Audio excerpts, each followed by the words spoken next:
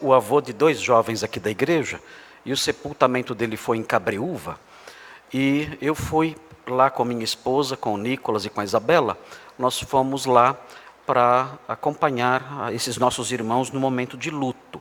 E na volta não deu tempo de chegar, não conseguimos chegar a tempo, e por causa disso, então, eu mandei uma mensagem para o pastor Isaac, para que ele pregasse, peguei ele de surpresa, mas ele pregou então domingo passado, foi, coitado, eu não queria ter jogado ele na fogueira assim, mas ele se viu nessa situação, e eu também, então ele pregou no domingo passado, e a nossa exposição de Gênesis foi interrompida por um domingo.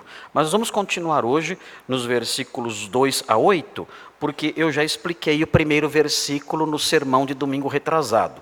Os irmãos devem se lembrar que no sermão de domingo retrasado, na verdade, eu já preguei 2 sermões já nesse texto aqui. No primeiro deles, eu passei algumas informações preliminares para os irmãos, eu fiz uma exposição de alguns aspectos gerais aqui desse texto, do capítulo inteiro. Depois, eu disse para os irmãos que ia dividir o texto em 2 partes. A primeira parte são as ordens de Deus a Abrão, e nós estudamos isso no versículo 1, foi o nosso segundo sermão sobre Gênesis 17, estudamos só o versículo 1, analisando as ordens que Deus deu a Abrão.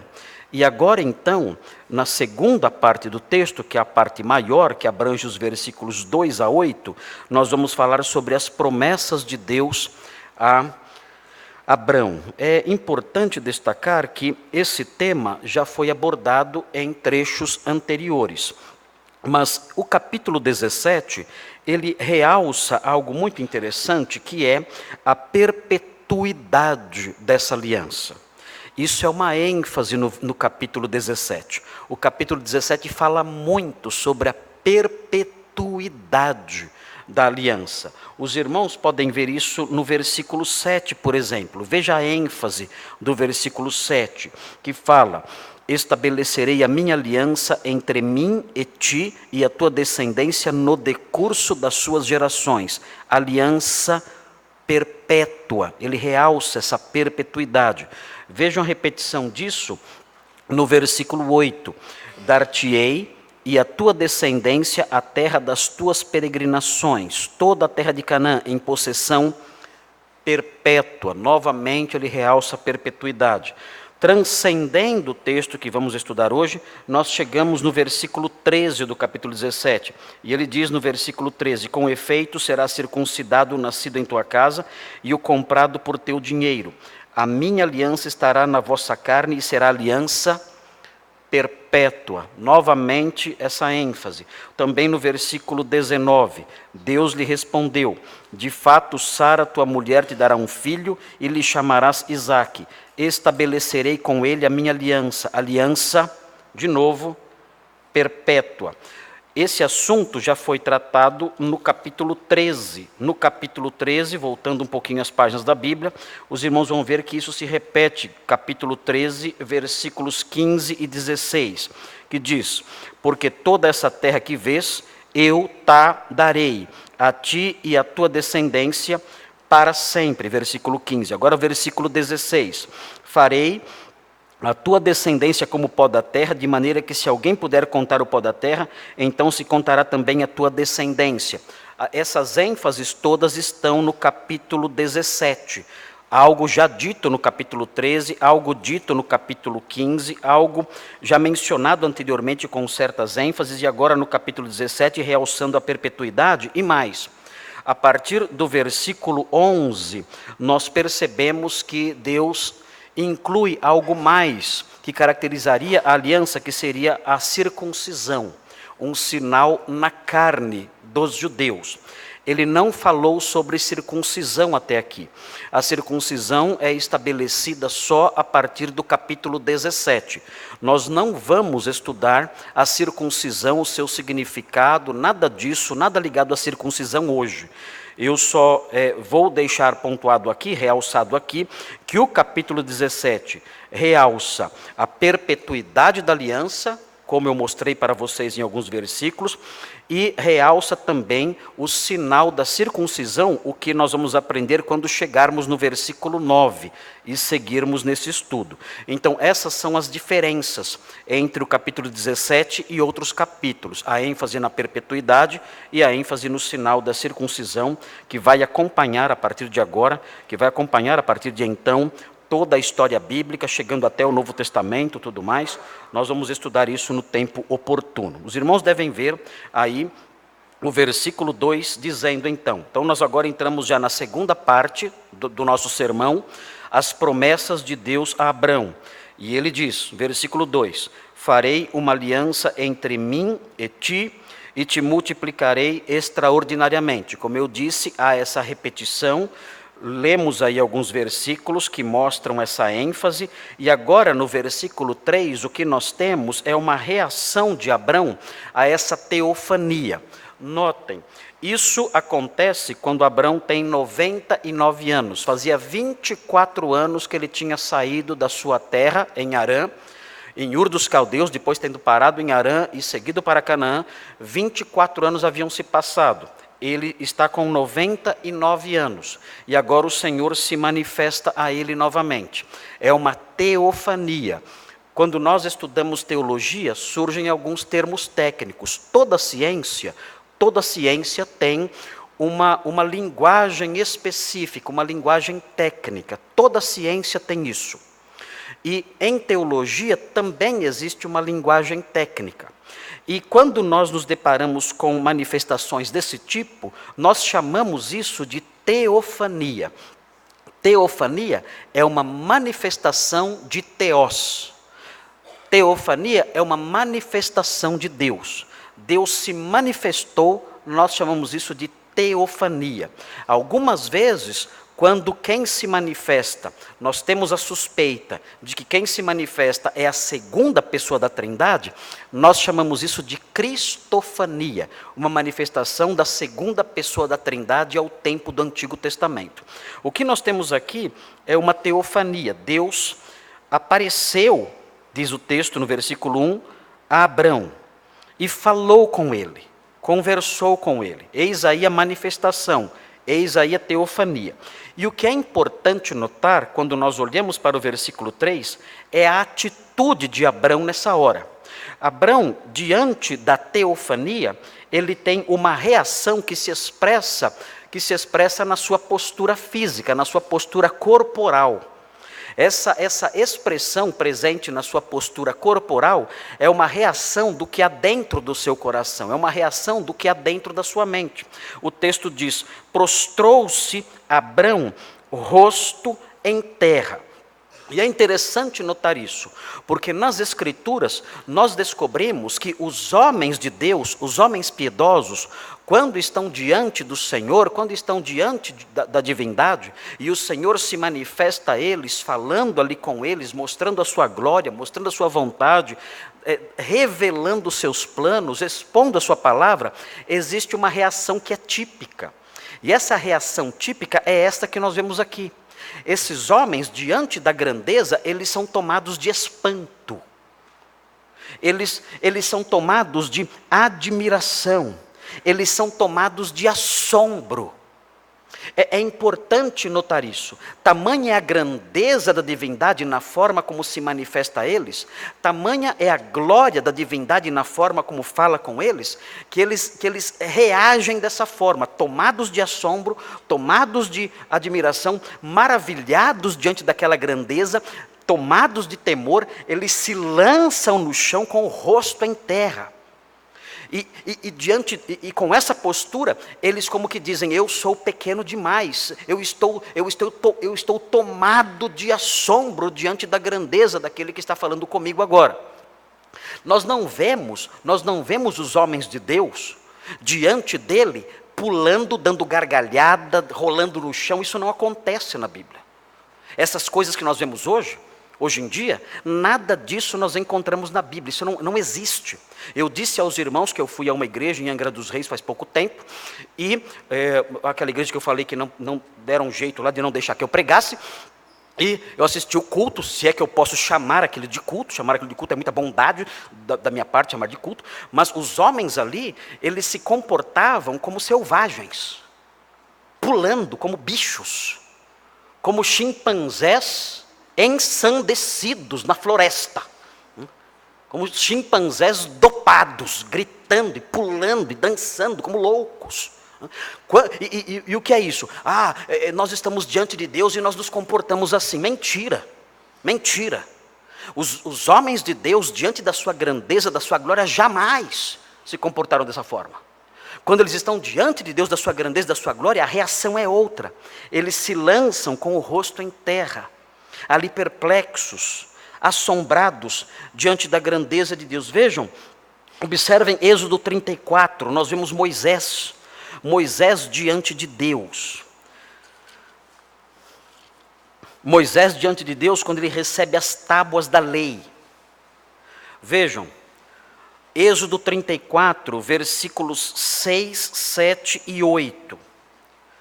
Deus se manifesta a Moisés, é mais uma teofania. E vejam qual é a reação de Moisés, expressa inclusive na sua postura corporal. Vejam o que diz aqui, Êxodo 34, 6, 7 e 8. Fala assim: e passando o Senhor por diante dele, clamou: Senhor, Senhor, Deus compassivo, clemente e longânimo, e grande em misericórdia e fidelidade, que guarda a misericórdia em 1000 gerações, que perdoa a iniquidade, a transgressão e o pecado, ainda que não inocenta o culpado, e visita a iniquidade dos pais nos filhos, e nos filhos dos filhos, até a 3ª e 4ª geração. E imediatamente, curvando-se Moisés para a terra, o adorou. Essa é a postura do homem de Deus, assombrado diante da divindade. E o que é curioso notar, na sequência da história bíblica, quando nós caminhamos na leitura da Sagrada Escritura, e vamos chegando em outros campos, em outros territórios da literatura bíblica, nós percebemos que essa postura não é uma postura que é adotada somente quando os homens são tomados de assombro diante de uma teofania. Essa postura também é adotada quando os homens estão passando por dificuldades, quando os homens de Deus estão passando por problemas, quando os homens de Deus estão passando por hostilidades. Eles também assumem a mesma postura. Vejam exemplos disso, eu vou passar para os irmãos. Observem, por exemplo, o livro de Números. Vejam o livro de Números, observem o capítulo 16. Números 16, veja qual é a postura presente aqui também de Moisés, agora não diante de uma teofania, mas em face de um problema sério, de acusações, de oposição, de rebelião. Moisés está sendo hostilizado injustamente aqui. Qual é a reação dele quando ele é hostilizado injustamente? Vejam, o texto diz em Números 16, ele fala: Corá, filho de Izar, filho de Coate, filho de Levi, tomou consigo a Datã e a Abirão, filhos de Eliabe, e Aon, filho de Pelete, filhos de Ruben. Levantaram-se perante Moisés com 250 homens dos filhos de Israel, príncipes da congregação, eleitos por ela, varões de renome, e se ajuntaram contra Moisés. É uma rebelião contra o líder de Israel, e contra Arão. E lhes disseram: basta, pois que toda a congregação é santa, cada um deles é santo, e o Senhor está no meio deles. Por que, pois, vos exaltais sobre a congregação do Senhor? Vejam a reação de Moisés nesse instante. Ele está sendo desafiado, ele está sendo atacado, ele é alvo de uma rebelião de príncipes, de homens influentes, um número enorme de homens influentes, ele está sendo hostilizado e desafiado por eles. E o versículo 4 diz o que ele fez. O texto diz: tendo ouvido isto, Moisés caiu sobre o seu rosto. Essa foi a reação dele. Quando ele percebeu que estava sendo alvo de hostilidades, de uma rebelião, ele caiu por terra e se colocou diante de Deus ali prostrado, por causa daquela situação tão difícil. Um outro exemplo disso, os irmãos podem ver nos versículos 20 a 22, depois que o Senhor pune aqueles homens, no versículo 20 nós vemos o seguinte: disse o Senhor a Moisés e Arão: apartai-vos do meio desta congregação e os consumirei num momento. Deus queria matar todo mundo por causa daquela rebelião. Ele queria arrasar com todo Israel ali. E vejam a reação de Moisés no versículo 22. Mas eles se prostraram sobre o seu rosto. Eles estão assustados, desesperados diante daquela possibilidade. E o texto diz que eles se prostraram sobre o seu rosto e disseram: ó Deus, autor e conservador de toda a vida, acaso por pecar um só homem, indignar-te-ás contra toda esta congregação? Eles estão perplexos, assustados ali, e a reação deles diante do juízo iminente é também curvar-se com o rosto em terra. Se os irmãos olharem Josué, o livro de Josué, e observarem o capítulo 7, os irmãos verão essa mesma postura. Josué capítulo 7, versículo 2, veja o que diz, observe aí na sua Bíblia, Josué 7, 2, diz assim: enviando, pois, Josué de Jericó alguns homens a Ai, estou em Josué 7, 2, que está junto a Beit-Aven, ao oriente de Betel, falou-lhes dizendo: subi e espiai a terra. Subiram, pois, aqueles homens e espiaram Ai. E voltaram a Josué e lhe disseram: não suba todo o povo, subam uns 2 ou 3 mil homens a ferir Ai. Não fatigueis ali todo o povo, porque são poucos os inimigos. Assim subiram lá do povo uns 3 mil homens, os quais fugiram diante dos homens de Ai. Os homens de Ai feriram deles uns 36, e aos outros perseguiram desde a porta até as pedreiras, e os derrotaram na descida, e o coração do povo se derreteu, e se tornou como água. Então, agora vejam, o líder Josué aqui, ele está arrasado, ele está triste, ele está frustrado. Houve uma derrota inesperada, trazida sobre Israel por uma cidade pequena. E vejam a reação dele. Então Josué rasgou as suas vestes e se prostrou em terra, sobre o rosto, perante a arca do Senhor até a tarde, ele e os anciãos de Israel, e deitaram pó sobre a cabeça. O que eu estou querendo mostrar para os irmãos com tudo isso?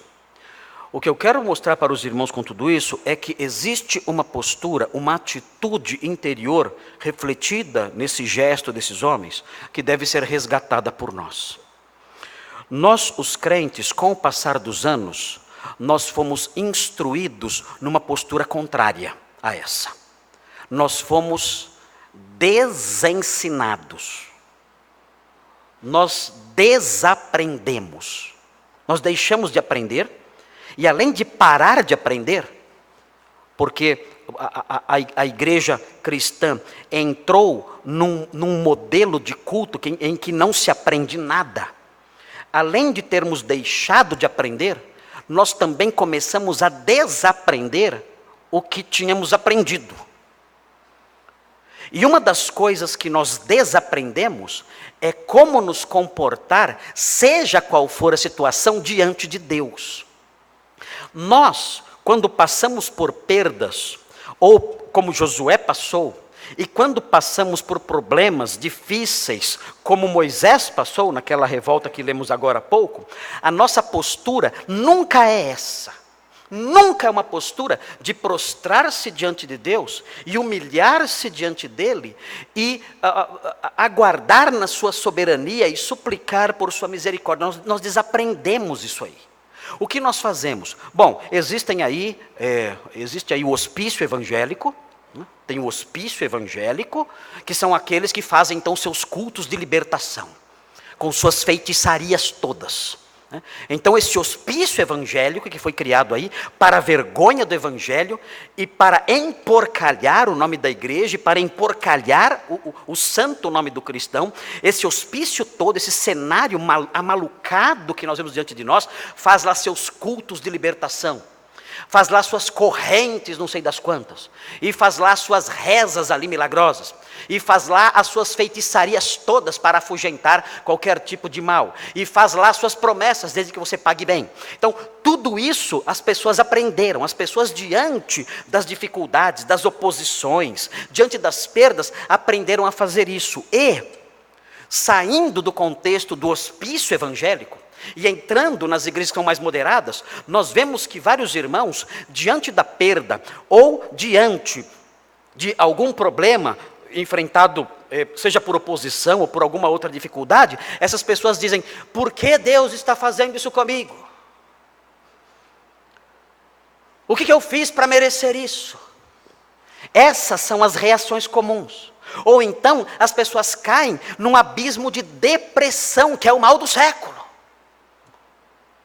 Cheio de crentes deprimidos, inconformados, arrasados, rastejando dentro de um poço escuro, porque não conseguem entender, não têm estrutura emocional e espiritual para lidar com os reveses comuns da vida,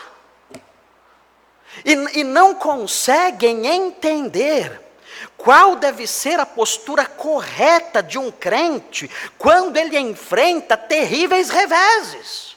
Desaprenderam isso. O que o crente tem que aprender? O crente tem que aprender a se prostrar. Nós temos que resgatar isso. Isso é saúde espiritual. Isso é maturidade espiritual. Isso é reconhecer que o Senhor controla todas as coisas. Ele é o nosso Deus, Ele é o nosso pastor, Ele é aquele que nos ampara, Ele é aquele que controla tudo e pode nos livrar. O que fazer então quando nós perdemos alguma coisa, sofremos algum revés, enfrentamos alguma dificuldade, padecemos? Não é dizer: ó Senhor, por quê, por quê, por quê? E cairmos em tristeza profunda, em angústia terrível e ali padecermos. Não! Nós somos o povo de Deus, nós somos diferentes, nós temos recursos que os incrédulos não têm. Nós podemos, diante da cidade que se levantou e nos derrotou, nós podemos, diante dos cadáveres que caíram, que tombaram enquanto fugiam, nós podemos, diante de uma multidão de rebeldes que se levantam contra nós, como aconteceu com Moisés, nós podemos parar e nos prostrar, reagindo como quem aprendeu como se reage sendo um crente, sendo alguém que confia em Deus. Se prostrar: Senhor, veja o que está acontecendo, me ajude, eu não sei o que fazer, eu não entendo porquê, nós fomos derrotados na cidade de Ai. Eu não entendo. Senhor, socorro. Senhor, veja esses homens poderosos, príncipes ferozes e cheios de força, se levantando contra mim e contra o meu irmão aqui, Arão. Senhor, veja, eu não sei o que fazer. Eu me coloco diante do Senhor em adoração e independência. É isso. O Senhor agirá. Essa é a postura certa. E nós temos que resgatar essa postura. Basta de superstições, basta de invenções, chega de invenções, chega de reações próprias de incrédulos, chega disso. Nós somos o povo de Deus, nós sabemos quem Ele é, e essa é a postura correta diante de qualquer situação. Deus se manifestou a Abrão, ele se prostrou. Moisés foi hostilizado, ele se prostrou. Josué perdeu a guerra, ele se prostrou. E é assim que devemos agir. O Senhor falou, prostremo-nos. Perdemos a batalha, prostremo-nos. Sofremos oposição, prostremo-nos. Essa é a atitude correta do homem de Deus. Mas vamos prosseguir, vamos caminhar um pouquinho mais. Veja a sequência, nós chegamos então ao versículo 4. Veja aí o que diz o texto, é muito simples, o versículo 4, existe aqui uma repetição. Ele diz assim, versículo 4. Quanto a mim, note aqui, nós estamos aqui vendo o foco da aliança em Deus. Ele diz, quanto a mim, é o foco da aliança em Deus. Quando nós chegarmos no versículo 9, o foco da aliança não será mais Deus. O foco da aliança, no versículo 9, será o que o homem, Abrão, e a sua descendência devem fazer. Esses versículos iniciais, do 1 até o 8, focalizam no que Deus fará. Deus fará isso, versículos 1 a 8.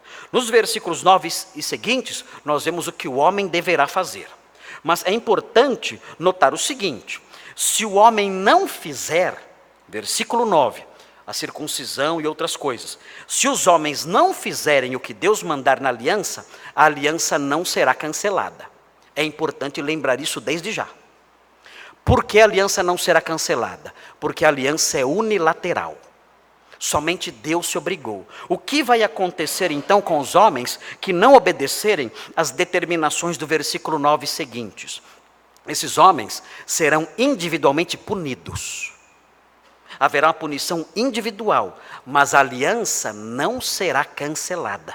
É importante lembrar isso desde já. Então aqui no versículo 4 diz, quanto a mim, é o foco em Deus, será contigo a minha aliança, é o foco em Deus ainda, a minha aliança, e Deus está dando um enfoque especial nesse aspecto da sua participação. Depois isso vai mudar, depois será o homem, lembrando sempre que o homem não poderá cancelar a aliança é perpétua. A aliança é marcada por essa característica. Ela é marcada por perpetuidade. Os indivíduos serão até punidos individualmente, mas a aliança continua. Ela perdura para sempre. Ela nunca vai cessar essa aliança. A aliança abraâmica não tem fim. Enquanto houver história, enquanto houver tempo, enquanto houver mundo, essa aliança estará de pé. Veja então na sequência. Serás pai de numerosas nações. Guarde essa frase. Serás pai de numerosas nações. Agora, nós chegamos no versículo 5. Estamos caminhando rápido. Estamos no versículo 5. E aqui, no finalzinho do versículo 4, os irmãos vão perceber aqui, no finalzinho do versículo 4, os irmãos vão perceber o início de um recurso literário. Observe, prestem atenção para perceber o recurso literário. Esse recurso literário, Moisés usa com um objetivo específico. Ele quer destacar um detalhe aqui no texto. E os irmãos vão entender isso, Moisés escreve muito bem.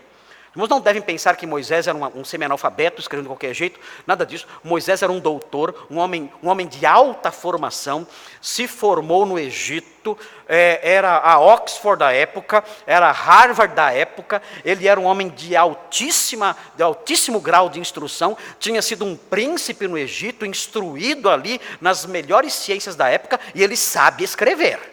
Ele sabe escrever. Ele não escreve nós vai, nós vem, nada disso. Ele é um excelente escritor, um hábil escritor, ele sabe como usar os recursos da linguagem. Então veja aqui na sequência o texto diz assim, serás pai de numerosas nações.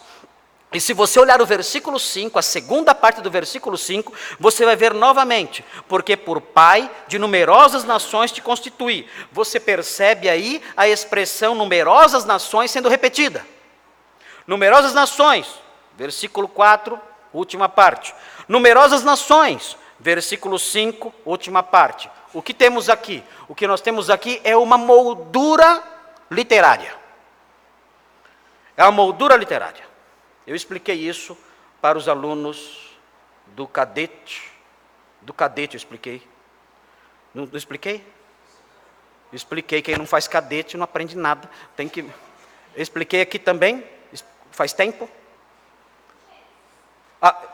Outras molduras. Sim, porque Moisés usa o recurso da inclusio, como nós chamamos. É a inclusio. Ele coloca uma moldura em cima, uma moldura embaixo, e no meio ele coloca uma verdade, querendo destacar essa verdade. Nós fazemos assim também quando nós ganhamos um diploma, por exemplo, ou temos uma foto muito bonita. Quando nós temos uma foto muito bonita, quando a minha esposa pega uma foto minha, por exemplo, Então ela quer destacar aquela foto, ela quer que aquela foto receba um destaque especial. O que ela faz? Ela coloca numa moldura. Não tem nenhuma foto minha com moldura até hoje, né? Mas enfim, mas isso é uma hipótese que eu estou levantando aqui. De qualquer modo, quando nós queremos destacar alguma coisa, nós colocamos uma moldura nessa coisa. A minha filha recebeu um diploma agora, ela é formada em design de interiores. Recebeu um diploma agora, ela trouxe para mim, mostrou todo orgulhosa o diploma. Eu disse, temos que colocar isso numa moldura, para destacar não a moldura. A moldura serve para realçar, mas ela serve para realçar algo ainda mais importante. É assim que funciona uma moldura. Quem inventou a moldura foi a Bíblia. A Bíblia é a inventora da moldura. Só que a Bíblia inventou uma moldura literária. Deus, na sua infinita sabedoria, fazendo todas as coisas com uma beleza inigualável, Ele não fez somente o universo com uma beleza maravilhosa, Ele escreveu também a Escritura com uma beleza inigualável. Ele usou recursos da linguagem, Ele usou meios de transmitir a linguagem, fazendo com que todo o texto bíblico fosse marcado por uma beleza fantástica, uma beleza poética, uma beleza artística. E nós vemos isso aqui. Deus quer que tudo que nós façamos reflita algo de belo, porque Deus é o Criador do belo. Então, os crentes, abrindo um parênteses aqui, os crentes têm que aprender a escrever bonito. Os crentes têm que produzir textos bonitos. Os crentes têm que parar de escrever só no Facebook ou só no WhatsApp, aquelas frases que a gente não vê vírgula, não vê ponto, não vê nada, é um caos completo. É uma coisa que não dá para entender direito o que está escrito lá, tudo abreviado. Não. Os crentes têm que aprender a desenvolver certas artes, seja na literatura, seja na música, seja na pintura, em outros aspectos da vida. Os crentes têm que desenvolver isso, porque o nosso Deus é um grande artista. Nosso Deus é um grande artista no campo literário. Nosso Deus é um grande artista no campo da criação aí fora. A beleza estética, você vê isso na criação. Você percebe tudo isso. E os crentes devem agir assim também, eles devem imitá-lo.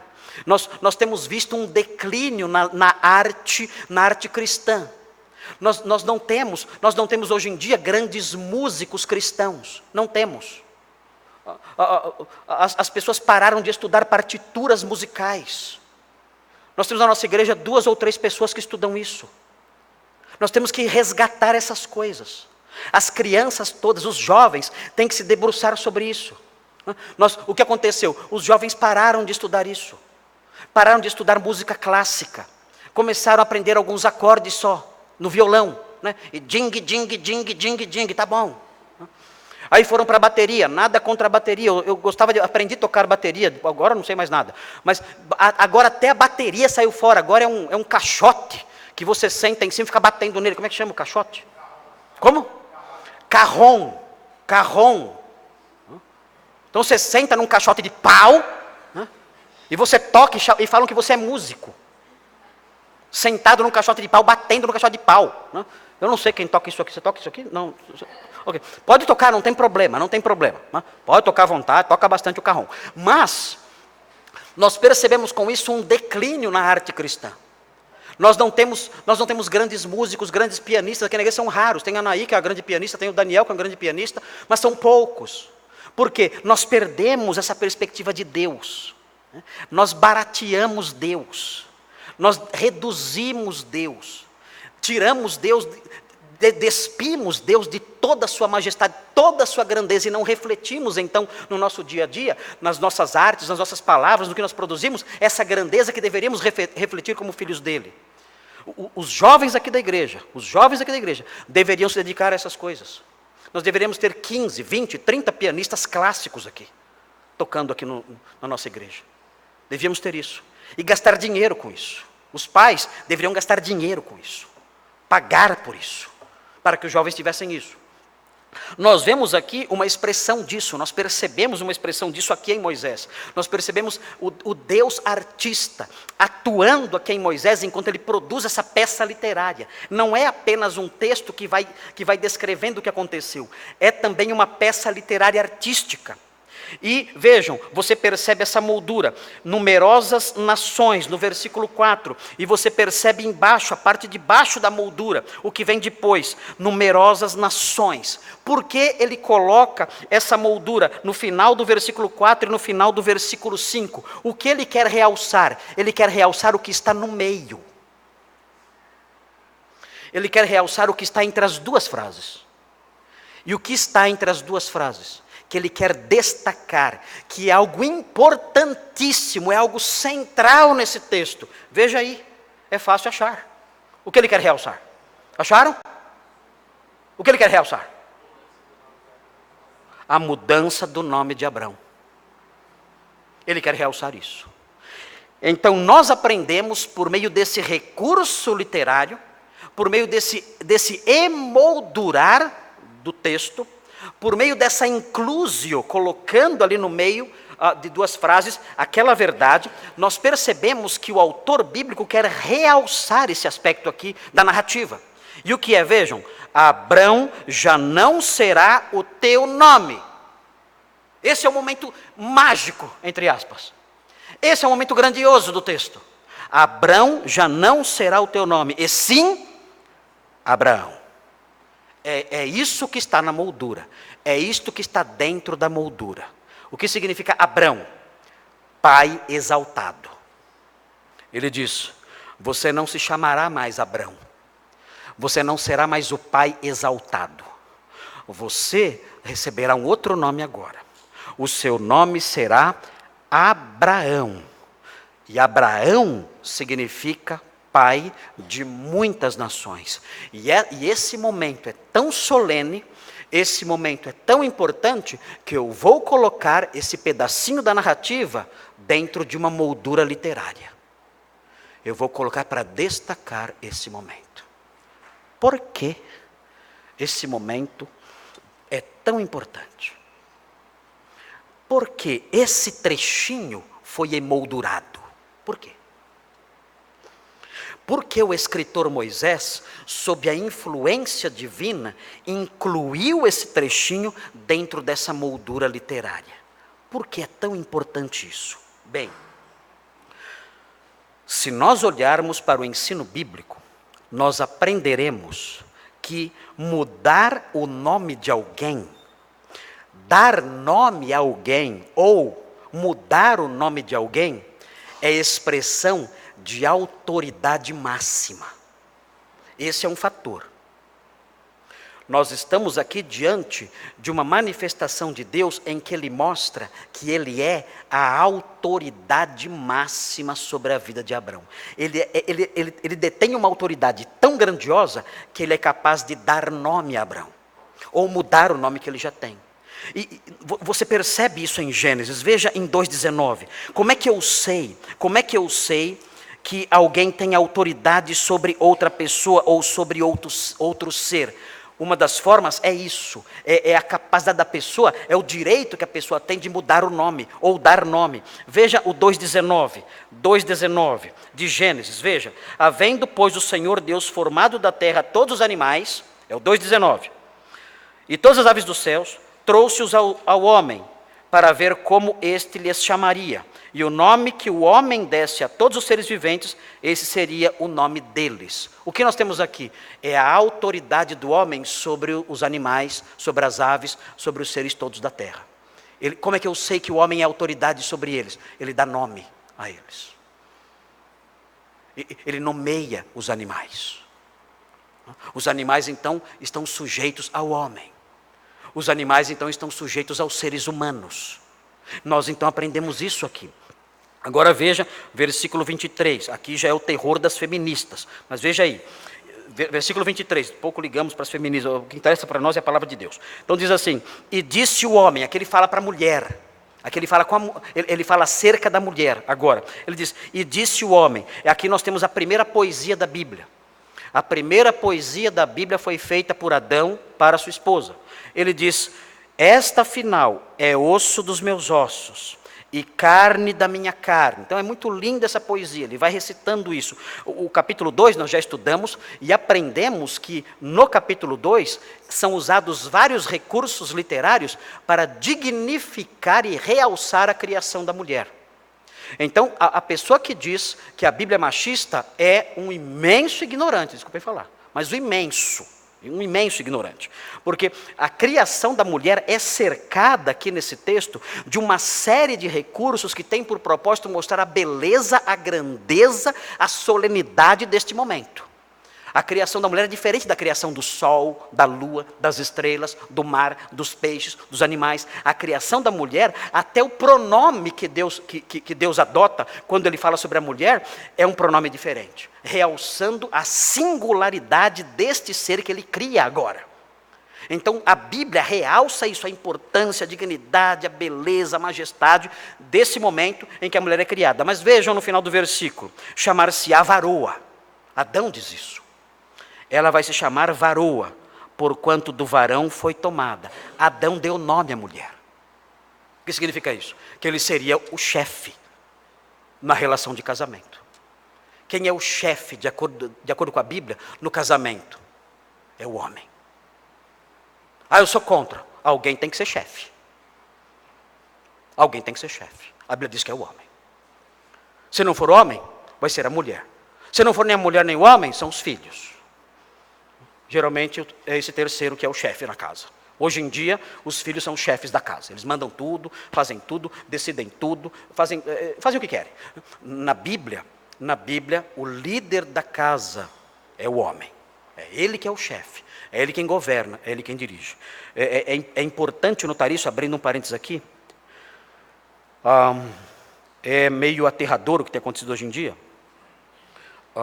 Eu peguei uma revista, essas revistas que há nos voos, eu viajei recentemente, peguei uma revista que há nos aviões e estava lendo, e eu descobri que existem cursos no Rio de Janeiro, né, sobre a nova masculinidade. Os homens têm que fazer um curso agora. Então, os homens que estão aqui, saibam que existe agora cursos muito importantes. Você paga esse curso, você vai lá e você aprende a nova masculinidade. A nova masculinidade é a velha bananice. É isso. Aprenda a ser um banana, na linguagem dos jovens, é isso, não sei se eles usam essa linguagem ainda, mas é isso, aprenda a ser um grande banana na sua casa. Então você faz um curso para aprender isso aí. Qual é a prerrogativa, quais são as teses que são apresentadas nesses cursos? Estava lendo o artigo e eu vi lá alguns testemunhos, alguns depoimentos de pessoas que foram ricamente abençoadas ao fazer esse curso, e é o seguinte, o pressuposto é o seguinte: os homens da minha geração, da geração dos mais jovens aí, jovens que têm aí 20 e poucos anos, 25, 30 anos, a grande maioria dos homens que estão aqui, todos nós fomos vítimas de uma mentalidade machista. Nós somos criados assim. Não é culpa nossa. Nós fomos criados dentro de um ambiente cultural que nos deformou em termos de conceitos, visão de mundo. Nós sofremos essas influências, pobres de nós sofremos essas influências e nós então fomos marcados por essa mentalidade cultural que crescemos com ela anos e anos a fio, aprendendo que o homem é o líder da casa, que o homem é aquele que tem que tomar ali as rédeas e dirigir, e administrar seu lar.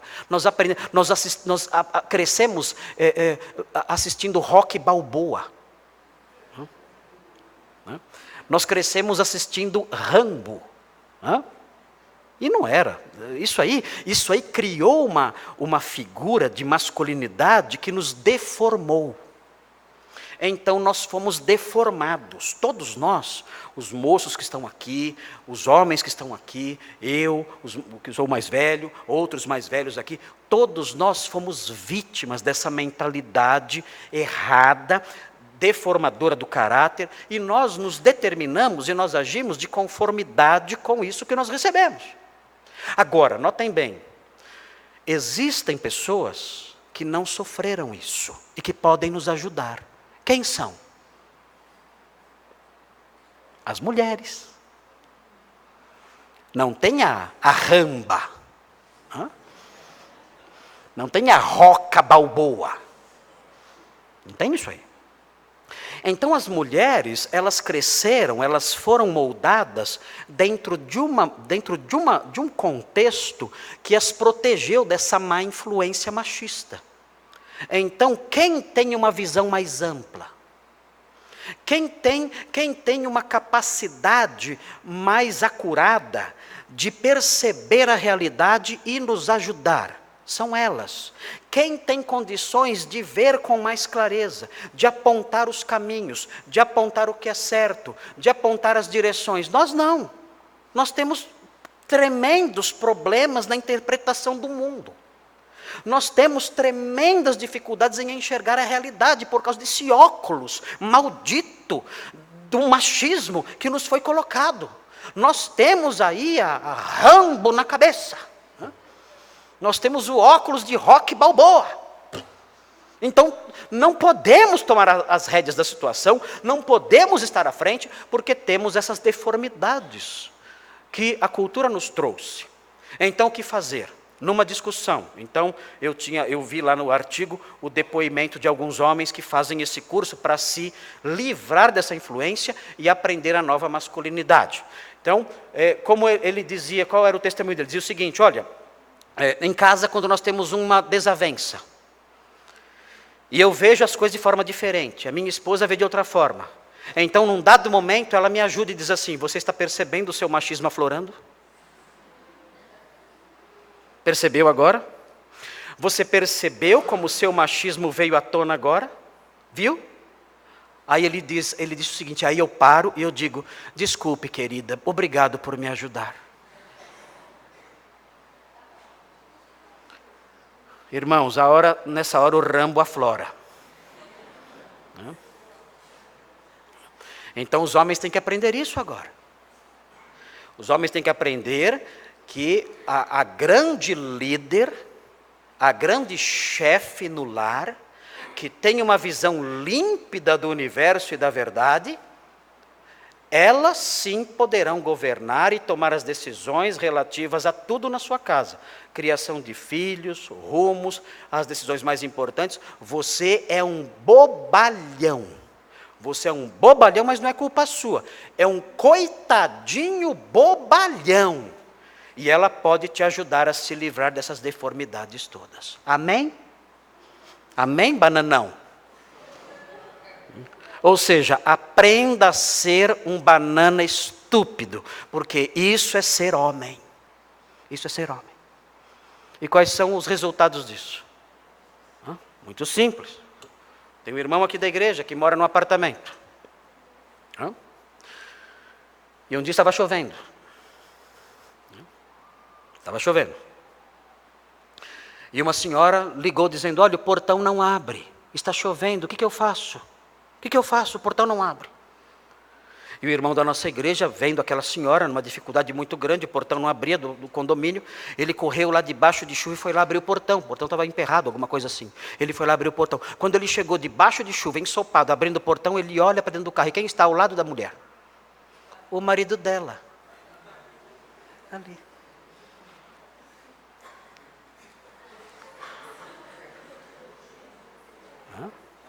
Que aprendeu a nova masculinidade. Se ele se levanta e diz, eu abro o portão. Não. Lembre-se, você aprendeu a nova masculinidade. Você é um bananão. Fica aí. E ele aprendeu. E estava lá o bananão. O grande nanica, né? Ali. Sentado ali. Só que precisava de um homem da velha masculinidade para abrir o portão. Porque na vida os portões emperram, os pneus furam, as dificuldades surgem, e são necessários homens reais nesses momentos. Os homens ilusórios que inventaram naqueles cursos não funcionam nessa hora. Então aquela senhora, em vez de se dirigir ao seu marido, ela pediu socorro para os homens da velha masculinidade, porque ela percebeu no dia a dia real que os homens da nova masculinidade não funcionam. Então é lindo criar filosofias dentro de um carro com a janela fechada no quentinho. É lindo criar filosofias assim. Mas quando a chuva cai e o portão emperra, essas coisas não funcionam. Aí o cursinho lá do Rio de Janeiro vai para o lixo. Então, irmãos, tudo isso o mundo cria para quê? Para esvaziar os conceitos bíblicos. Para destruir o que a Bíblia ensina. A Bíblia ensina que o líder numa casa é o homem. Se ele é um mau líder, ele responderá por isso. Porque a Bíblia ensina que tem que ser um líder amoroso, protetor, deve cuidar dos seus queridos, deve amar a sua esposa, instruir os seus filhos, colocar ordens na casa, governar com sabedoria e entendimento. No texto bíblico, é o homem que dá nome à esposa, à mulher, mostrando, olha, eu sou líder nessa relação, ela será minha auxiliadora, e os dois caminharão em plena harmonia, cada um dentro das suas funções, e assim, quando o portão emperrar, os dois saberão quem sairá na chuva. Quando o portão emperrar, os dois saberão quem deverá se molhar, porque os seus papéis estão plenamente definidos. Ele saberá, eu sou o protetor desta casa. Eu sou o homem, eu sou a pessoa que deve se levantar e proteger e guardar e agir em prol da minha família. Eu vou me molhar, eu colocarei a mão naquele portão, eu vou me esforçar, eu pagarei o preço, eu sou o líder nesta casa. Ele saberá isso e trará segurança para a sua esposa, segurança para os seus filhos. Será um homem de verdade, um homem bíblico. Não como aquele ali sentado ali ao lado daquela mulher, sem fazer nada ali, numa atitude vergonhosa. Atitude vergonhosa e desonrosa. Não assim, mas um homem de verdade. Fecha parênteses, vamos voltar para Gênesis. Eu tinha que falar isso. Estava aqui, ó. Estava aqui. Estava engasgado aqui. Então eu tinha que falar. Se você é um homem segundo a nova masculinidade, por favor, acorde. Acorde e seja um homem de verdade. Então note bem. Note bem. Estamos falando da moldura. Meu Deus, já são 8h25. Não tem condição. Lá em Brasília eu falava das 7h30 às 11h, era uma bênção. Aqui eu não posso, eu tenho que falar só até às 10. Não dá, só posso falar até às 10h30 aqui. Eu sim? Não, né? Daqui a pouquinho eu vou parar. Se eu não conseguir acabar hoje, vamos ver o que vai acontecer. Não vai dar. Vamos ver. Eu vou caminhando aqui, os irmãos sejam pacientes. Alguém está com frio? Não? Está tudo bem? Podemos ir mais um pouquinho então. Estamos vendo aqui as promessas de Deus a Abrão. Agora notem, existe aqui então essa moldura. Essa moldura realça a autoridade de Deus sobre Abrão. E é importante isso. Mas note bem, essa moldura que quer realçar a mudança do nome de Abrão, não quer realçar a mudança do nome de Abrão só por causa da autoridade de Deus que essa mesma moldura quer destacar. Essa moldura quer realçar esse trechinho, que Abrão não será o teu nome, mas Abraão, quer realçar esse trechinho porque embutidos nos nomes veterotestamentários e até neotestamentários, embutidos nos nomes bíblicos existem significados. O que significa Abraão? Pai de numerosas nações. Então, juntem tudo isso. Vejam o que está dentro da moldura. O que está dentro da moldura é uma demonstração de que Deus tem autoridade sobre Abrão e que Deus é gracioso para com Abrão. Autoridade e graça. Ele é autoridade porque ele muda o nome dele. Ele é gracioso porque ele fala, você terá muitos descendentes, eu darei isso a você, eu serei a fonte de toda a sua descendência. Então o que está dentro da moldura não é meramente uma mudança de nome, é a demonstração de que Deus é autoridade e de que Deus é gracioso. Notem bem, esses dois fatores, Deus é autoridade e Deus é gracioso. Por que isso está dentro de uma moldura literária? Por quê? Porque o autor bíblico quer que nós aprendamos isso acerca de Deus. O que Deus é, o que Deus deve ser para nós. Quando nós olhamos esse recurso literário que Deus quer destacar, o que ele quer mostrar que Deus deve ser para nós? Deus deve ser para nós autoridade. Notem isso. Ele não é um servo nosso. Ele não é um garçom nosso. Deus deve ser autoridade sobre nós. E Deus deve ser visto como a fonte de todo bem, de toda graça que recebemos. Temos que enxergar Deus assim. Você quer ser um crente de verdade? Você que é crente, quer viver como um crente de verdade? Pois bem, nós temos aqui um dos elementos que mostra como deve ser a nossa cabeça. Como deve ser a cabeça do crente de verdade. O crente de verdade deve reconhecer isso. Deus é a autoridade. Ele manda. Ele não pede, Ele manda. Ele é a autoridade sobre a nossa vida. Se eu digo A e Ele diz B, o que vale é B.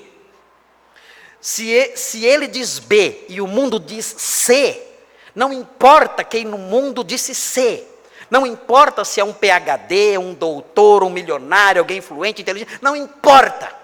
A autoridade sobre a nossa vida é Deus. Se Ele disse B, será B. Não importa se fulano disse C, D ou o alfabeto inteiro. Não importa isso para nós. Deus é a autoridade máxima e última. Ele tem poder para mudar o meu nome. Ele manda, Ele é o chefe, eu me submeto a Ele. Nós, os crentes, temos que resgatar essa visão. Deus é a autoridade suprema acima de nós. Nós temos que ouvir a sua palavra e dizer, sim, Senhor. Nós temos que ouvir a sua palavra e dizer, é assim que o Senhor pensa? É assim que eu vou pensar daqui para frente. É assim que o Senhor quer que eu haja? É absurdo isso diante do mundo. É assim que o Senhor quer? Ok, eu vou agir desse jeito, ainda que o mundo acredite que isso é absurdo, que isso seja absurdo. Eu vou agir assim. Deus é autoridade máxima sobre nós em todas as coisas. Todas. Quando eu tinha as minhas filhas pequenas, eu ensinei para elas uma frase. E a frase era a seguinte, simples a frase. Sim, papai. Essa era a frase. Você entendeu o que eu disse? Entendi. Assim que fala. Sim, papai. Ok, sim, papai. Faça isso. Tá bom. Como que é a frase? Faça isso. Sim, papai. Sim, papai. Elas cresceram até hoje. Né? Sim, papai. Sou autoridade sobre vocês. Eu sou o chefe da casa. É assim que vocês devem responder as minhas ordens. Nossa, que pai perverso, né? Que pai ruim, né? Vocês não acham que eu sou um pai ruim? Pergunte para elas quão perverso e maldoso e ruim eu sou. Sim, papai.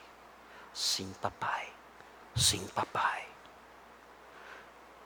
Como é que nós devemos responder diante de Deus? Sim, papai. É assim. Não tem uma segunda opção. Não tem uma outra forma de reagir. O crente verdadeiro é um servo. Ele é um servo. A sua vontade está debaixo da vontade do seu Criador, do seu Salvador. Nós temos que reaprender, resgatar o senso de autoridade que se perdeu. Nós estamos num país, estamos num mundo em que as nossas autoridades, nossos presidentes, governadores, as pessoas que estão acima de nós, são ridicularizados, são xingados, são desrespeitados. Não há respeito nenhum pelas nossas autoridades. Sejam governantes, presidentes, reis, não há respeito, as pessoas xingam, zombam, ridicularizam, desapareceu o respeito pela autoridade. As crianças nas escolas xingam os professores, batem nos professores, agridem os professores, fazem desse jeito. Não há respeito pelas autoridades. As crianças não respeitam os seus pais, elas não aprendem respeito dentro de casa. Elas fazem birra, os pais falam não 300 vezes. Os pais cansam de falar não, e o não dos pais não vale nada, nada. Quando eles deveriam falar não uma vez, e imediatamente serem obedecidos. Então, o conceito de autoridade se deteriorou. E por causa disso, a vida cristã se deteriorou também. Porque nós perdemos essas noções. Mas temos que resgatar isso através do sermão com base na palavra. Temos que resgatar essas noções. Deus manda. Deus manda. Eu posso não entender algumas coisas, mas Ele manda, então eu farei o que Ele manda, por uma razão apenas, porque Ele é Deus. Eu sou seu servo. Ele está no comando, Ele me comprou, eu sou dele. O que Ele fala não se discute. Ele diz para o marido: marido, ame a sua esposa, se vire. Ame a sua esposa. Ah, você não sabe a megera que eu tenho em casa. Se vire. Ame a sua esposa e se entregue por ela. Se sacrifique, dê a sua vida por ela. Faça isso. Esposas, sejam submissas aos seus maridos. Ah, não dá. Se vira. Você tem que ser submissa ao seu marido. Ponto final. Deus mandou. Obedeça. Obedeça. A sua insubmissão não é só ao seu marido. É uma insubmissão contra Deus, caso você não acolha isso. Obedeça. Filhos, obedeçam os seus pais. Obedeçam os seus pais. Deus manda, não questione, obedeça. Pais, não provoquem a ira dos seus filhos. Criem seus filhos no temor e na disciplina do Senhor. Façam isso, é uma ordem. Não tem opção. Façam isso. Tem que fazer. Deus manda. Não é um conselho, não é um pedido. É uma ordem dada ao seu povo. Você tem que obedecer. A nossa vida cristã é totalmente alterada quando nós destacamos, quando nós percebemos o que está centralizado nessa moldura literária. E mais, essa moldura literária realça a graça de Deus. Seu nome será Abraão. Eu darei uma descendência numerosa a você. Tudo que você vai ter, eu vou dar. Eu sou um Deus bondoso. Eu sou um Deus bondoso. O que o seu braço não alcança, o meu alcança. E o que o seu braço não alcança, o meu alcança e pega e dá. Eu sou a fonte do seu futuro. Eu sou a fonte de todas as bênçãos. Eu sou a fonte de toda boa dádiva. Eu sou a fonte de tudo que é bom. De mim procede graça. De mim procede misericórdia. De mim procede a paz. Tudo isso, se você receber, isso vem de mim. Eu sou a fonte inesgotável dessas coisas. Seja agradecido. Você não consegue nada pelo seu próprio esforço. Você não consegue nada pelo seu próprio braço. Você não consegue nada com base na sua sabedoria pessoal, na sua inteligência, não. Até porque a sua força, a sua inteligência e a sua sabedoria, sou eu quem dá. Eu sou a fonte de todo bem. Então você deve desenvolver duas posturas diante de mim. Você deve ser obediente e você deve ser agradecido. Esse é o crente maduro. Ele é obediente e ele é agradecido. Por quê? Porque isso foi colocado num quadro. Isso foi colocado num quadro literário. Realçado ali. Realçado ali dizendo: eu mudo o seu nome. E eu lhe dou uma descendência. Eu sou autoridade. E eu sou fonte de graça. E o crente aprende isso. Deus é autoridade e fonte de graça. E então ele vive a vida cristã com obediência e gratidão. Você tem que ser assim. Desculpem, mas eu não tenho opção B. Não tenho. Não tenho. Você tem que olhar para a moldura de Deus. Você tem que olhar para a moldura literária de Deus, para o quadro que essa moldura envolve. E aprender. Deus manda. E Deus é gracioso. E viver de acordo com isso. Isso é ser um crente maduro. Talvez existam incrédulos aqui. Ou talvez existam incrédulos me assistindo em casa. Ou talvez alguns incrédulos vão me ouvir depois do sermão gravado e espalhado por aí. Não sei. Mas se você é um incrédulo, se você não recebeu o Salvador e não foi transformado por Ele, você tem que se arrepender. Como nós aprendemos hoje pela manhã quando estudamos Atos 2. Você tem que se arrepender. Os que vieram pela manhã hoje aprenderam o que significa isso. Você tem que se arrepender, mudar de mente. Ter uma transformação mental. E mudar de mente em que sentido? Antes, o Senhor não era autoridade para mim. E o Senhor também antes não era visto por mim como a fonte de todo bem. O que você tem que fazer então? Você tem que mudar a sua mente e dizer: agora o Senhor é a autoridade suprema em minha vida. E agora eu reconheço o Senhor como a fonte de todo bem. E a primeira pergunta então é: o que eu devo fazer para obedecer esse que agora é a autoridade suprema sobre a minha vida? Eu até hoje não fui obediente a Ele, não reconheci a sua autoridade. Agora, ouvindo esse sermão em Gênesis 17, eu quero mudar, eu estou arrependido. Eu estou arrependido e quero obedecê-lo. Qual é a primeira ordem? Qual é a primeira ordem desse Deus? Que agora é o meu chefe, que eu quero que seja o meu chefe doravante. Qual é a primeira ordem desse Deus que agora eu reconheço como autoridade e como fonte de todo bem? Qual é? O que eu devo fazer para agradá-lo? Como eu devo servi-lo? Qual é o primeiro passo? Qual é o primeiro comando que eu devo obedecer? Eu vou terminar então o sermão dizendo qual é. Eu vou parar de pregar. E aí na semana que vem eu continuo. Pensei que ia acabar hoje, não vai dar para acabar hoje, não tem jeito. Mas eu vou dizer qual é o primeiro comando que você, se você não é crente, você deve obedecer caso você se arrependa. Esse primeiro comando está em João 6. E eu vou terminar aqui. João 6. Veja João 6, 28. E na semana que vem, eu prossigo e falo dos versículos 6, 7 e 8. Se Deus permitir, eu entro no versículo 9. Vejam o que diz João 6, 28 e 29. Diz assim: dirigiram-se, pois, a ele, João 6, 28, aqui as pessoas não crentes se dirigindo a Jesus.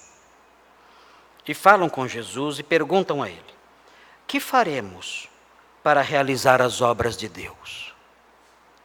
Queremos obedecê-lo. Queremos nos sujeitar a Ele. Nós queremos que Ele seja o nosso chefe. Nós queremos que Ele seja autoridade sobre nós. O que faremos então para obedecer, para realizar as obras dEle? Versículo 29. Respondeu-lhes Jesus: a obra de Deus é esta, que creiais naquele que por Ele foi enviado. Qual é a primeira ordem? Qual é a primeira ordem dada a você? Que olhou para a moldura de Deus e viu a beleza da sua autoridade, a segurança da sua graça, das suas dádivas. Qual é a primeira ordem que Deus dá a você? É esta: que creiais naquele que por Ele foi enviado. E quando você crer e obedecer, quando isso acontecer na sua vida, quando você se aproximar dele e dizer: Senhor Jesus, eu creio no Senhor. Só o Senhor é o meu rei. Só o Senhor é o dono da minha vida. Eu sou seu. Eu creio no Senhor que foi enviado por Deus. Eu creio que o Senhor é a autoridade suprema. E creio na sua graça, porque o Senhor mesmo se entregou por mim na maior manifestação de graça e amor que alguém pode ver. Eu creio na moldura de Deus e eu vejo o Senhor nessa moldura. O Senhor é autoridade e o Senhor é graça. E eu me sujeito então, eu creio no Senhor e eu imploro: perdoa-me. E eu invoco o seu nome: salva-me. Eu creio no Senhor. Eu obedeço agora a ordem de Deus. Eu vejo Deus como autoridade, como fonte de todo bem. E eu digo: Senhor, perdoa-me, eu sou seu. Eu me converto agora.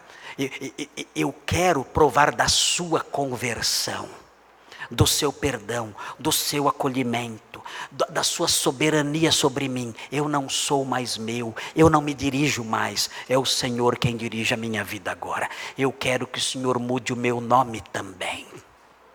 Naquela moldura de Gênesis 17, o Senhor mudou o nome de Abrão.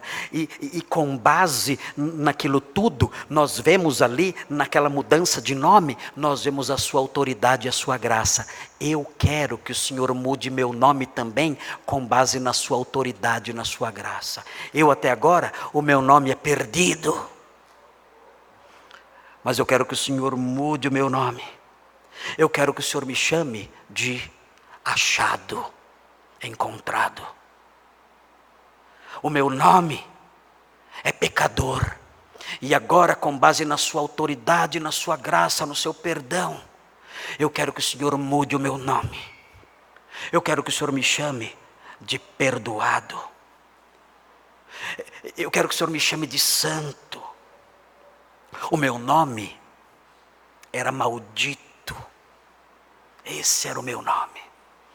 Separado do Senhor, rastejando pela imundícia do pecado, inimigo do Senhor. O meu nome era maldito.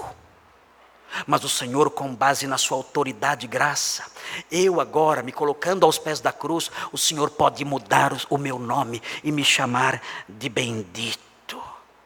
O meu nome era inimigo, mas agora o Senhor pode me chamar de filho e herdeiro.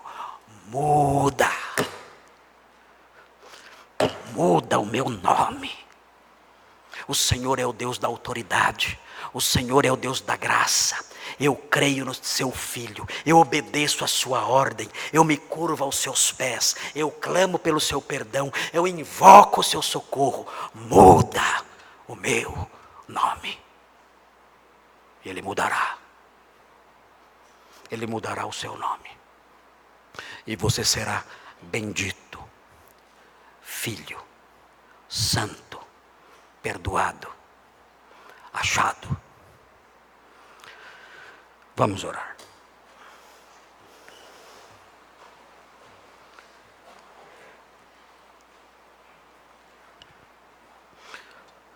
Santo Deus, estende a sua graça sobre esse povo. Todos aqui. Estende a sua graça sobre essas pessoas aqui à minha frente. Estende a sua graça sobre aqueles que estão em casa agora. Estende a sua graça sobre aqueles que ouvirão essas palavras outros dias. Estende a sua graça sobre as pessoas espalhadas por aí, que nós não conhecemos e que de algum modo serão alcançadas por essas verdades expostas. E ó Deus, que todos olhem para a moldura do céu e vejam a sua autoridade e a sua graça. E vendo a sua autoridade e a sua graça, se prostrem e obedeçam o seu primeiro comando, crendo em Jesus Cristo. E tendo também uma mudança de nome. E aqueles que já fizeram isso, ó Deus, desperta-os. Desperta-os, Senhor, para que sejam obedientes e gratos, vivendo a vida cristã de verdade. Nós suplicamos humildemente isto, em nome de Jesus. Amém.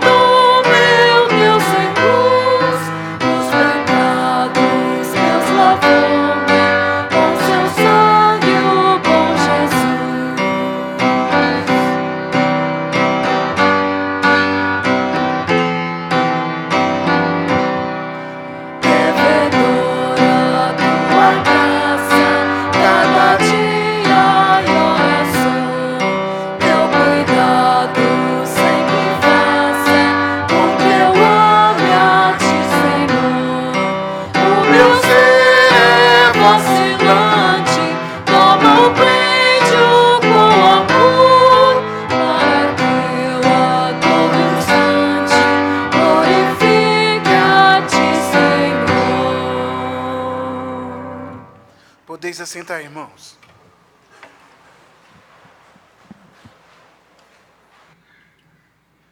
Irmãos, estamos encerrando. Eu tenho que dar alguns avisos antes de nós sairmos. O primeiro deles é o seguinte: nós vamos fazer um bazar no sábado que vem. Sábado que vem nós teremos muitas atividades aqui na igreja. Às 8h30, os líderes devem estar presentes, porque nós teremos algumas orientações ligadas à segurança aqui na igreja. Então, os líderes devem estar presentes aqui, todos os líderes. Os homens, em geral, não desta vez, somente os líderes, pastores, diáconos, evangelistas, todos aqui, sábado que vem, às 8h30 da manhã, para as instruções que vamos receber. O Fúvio tem algumas instruções a nos dar, e isso vai durar, creio que 1 hora e pouquinho, né, Fúvio? 1 hora, pelo menos, nós receberemos essas instruções. Então, vocês não podem faltar para essas instruções nessa reunião do dia 8, que é sábado que vem. A segunda coisa, nós teremos dever, né, normalmente? Vai ter dever, né? Normal. Teremos o dever, mas teremos também o bazar acontecendo